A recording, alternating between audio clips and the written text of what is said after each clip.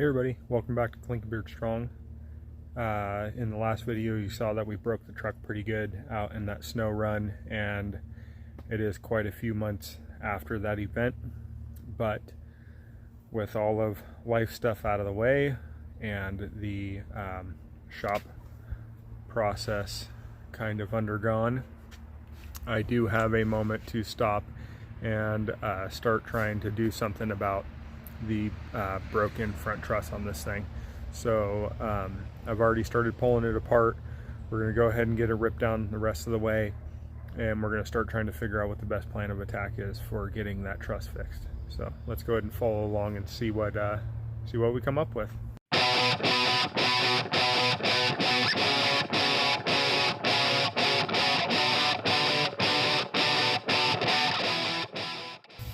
As you can see, it's pretty simple at this point. I mean, I had to pull the drive shaft out on the trail, and there's only a handful of bolts that come off. So I'm going to pull the calipers off to leave them at the truck side.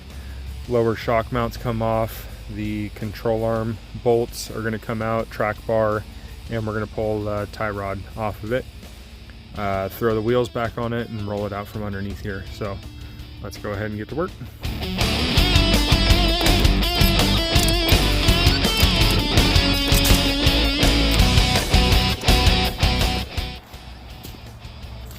Okay, there we go. Front axle is all out from under it. We're gonna now roll it up to the garage and start trying to evaluate what the next plan of attack is. So there we go. This is what we have. It's torn here, torn there. It twisted this whole piece up. Now this part here was all one solid piece, and then I capped it with this 1/4 inch plate, and then used these gussets that go all the way around the axle. And when I built this, I went, there's no way in heck that's ever going to be a problem. But I guess it goes to show that no matter what you think you know, you don't actually know anything.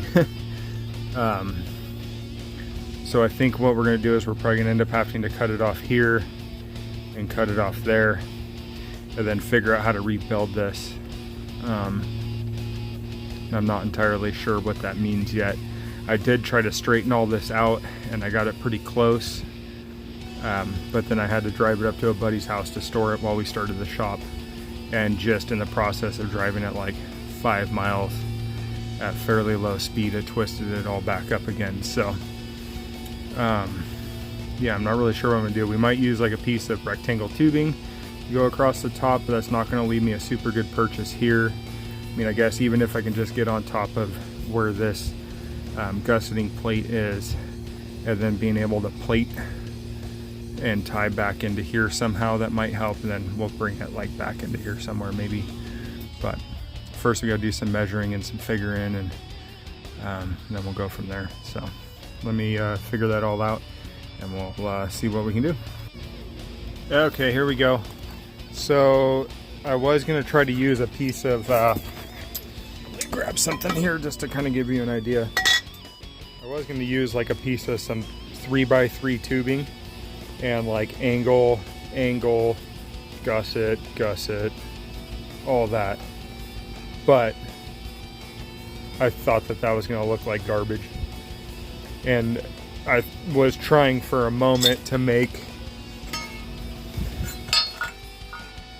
the old piece fit again and like keep it from being all twisted up and everything, but that was just a lot of work, and I figured it was going to be not worth my time. So I think what I'm actually going to do is, well, I went ahead and cut these down as best I could, ground them as flat as I could, trimmed these gusset plates, and I'm going to get a piece of 3x3 tubing. I'm going to relief cut it and angle it up so I get the 3-inch rise that I need, and I'm going to have it go in here and kind of come up, over, and up. So mimic this old piece, but all in 3x3 tubing, and then I'll make some like fish mouth plates that kind of come up onto that, and then come back into here somehow. So either like flat along this edge and then dive in, or just even come kind of back into there, and that'll help tie it into the other side of this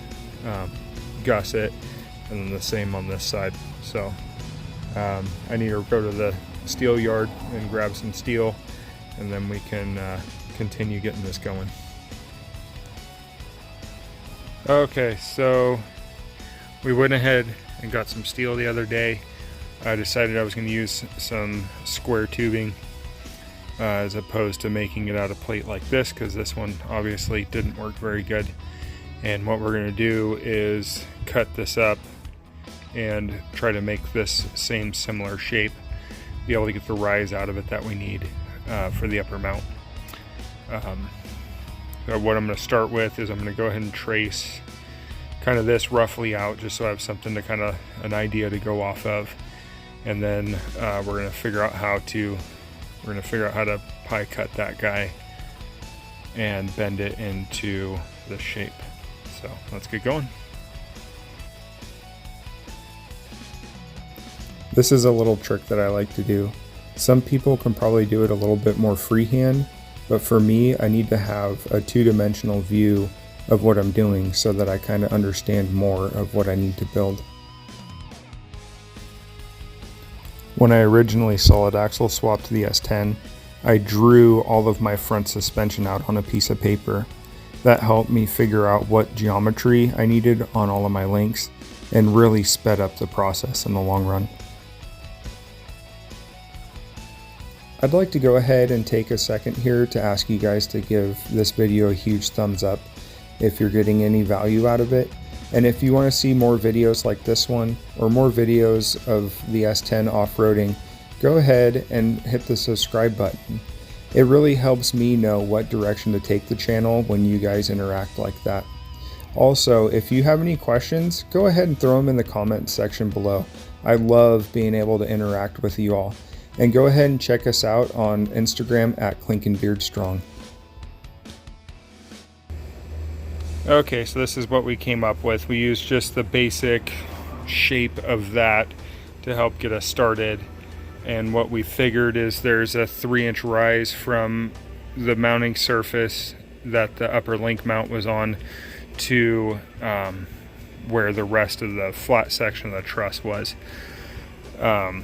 There's a 4-inch spread right here, and that kind of just gave us our basic dimensions for what we needed. 15 and 7/8 of an inch wide, 3-inch rise, and a 4-inch flat spot that's roughly centered in this section to be able to mount the upper link mount to. And what we got here is essentially the 3-inch dimension of all of that. And what this allowed us to do is figure out what this angle right here is, or needs to be, and that's roughly 28 degrees, and or maybe it was 27 degrees. Okay, so what that's going to allow us to do is basically mark a 90-degree mark on there, and then from that we'll do 13.5 off one side, 13.5 off the other side, and that'll give us the pie that we need that'll create the 23-degree bend once we get it all bent down to where it needs to be. And we'll move over 4 inches, repeat the same thing, and then we should be able to use this drawing to get us where we need to mark on either side and cut, and it should just slide right down in there. You can obviously fully weld up the pie cuts, weld up either end, and then we can go on to making our gusset plates that'll tie back into the other ends of the truss and give us the rotational rigidity that we need from there. And then it'll just be on to making new brackets for this upper link, and we may get a little creative with that and figure out some way to tie that into the front diff cover somehow, but we'll cross that bridge when we get there. One thing to note on using tubing like this, this has a welded seam. I don't know if you can see that through there, but there's a welded seam there, and you have to be a little cognizant of where you want that oriented when you're using it, because that seam always has the potential to split. So for me, I'm actually going to make that this underside of the truss right here, and hopefully that won't put the stress onto that seam section. But if it was like on this outside edge, or even maybe on the top, I could see how it might want to try to split from there. So Don't know if that's true or not, but that's what I'm doing. I know I kind of mentioned it earlier, but when I originally designed this truss, I never would have imagined that this would be the failure point. But the more that I look at it now, it does make total sense. The upper link is what takes all of the rotational force in the front suspension. That, plus a separation in height from where the springs mount onto the truss to where the upper link mount is, create an additional amount of torque. That's why a lot of the pre-made trusses tend to build them with a box design. That box design helps resist twisting in the truss, and I had assumed that my I-beam style would do the same thing, but I was obviously wrong. I normally tend to overbuild things, but I totally missed the mark on this one. But I do love learning from my mistakes and growing through them to become a better fabricator. Which kind of brings up a good point. In life in general, you tend to make mistakes. Some people tend to beat themselves up over it, but if you can learn from those mistakes and move forward, it's going to help you out a lot. Hopefully, I've learned enough from this one and can move forward without too many more mistakes.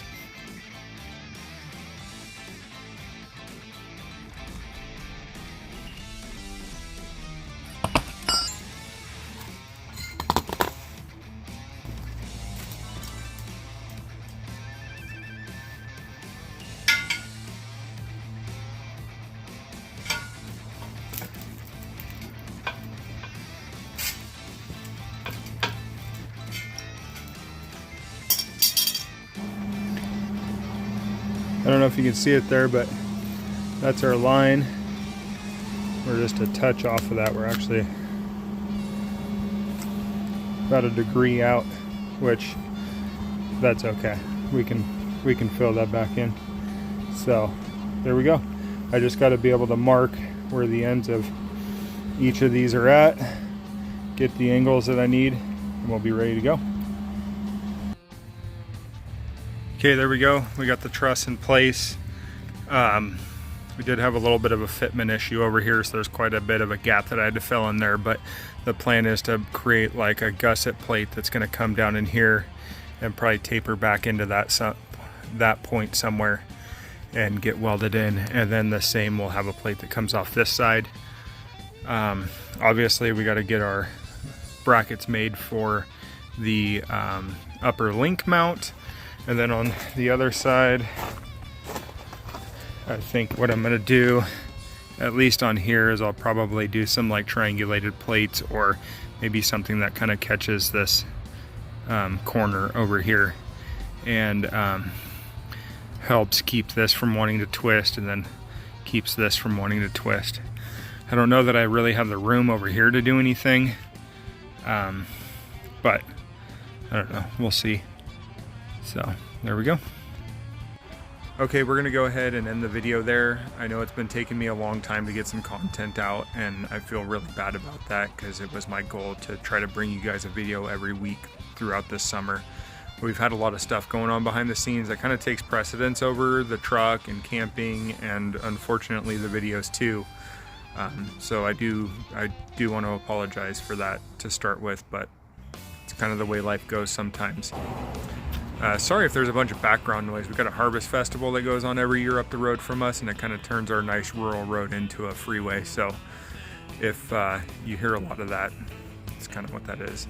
Either way, we're gonna finish this this truss up in the next video and try to get the axle back together and see if we can do some testing and whatnot on that.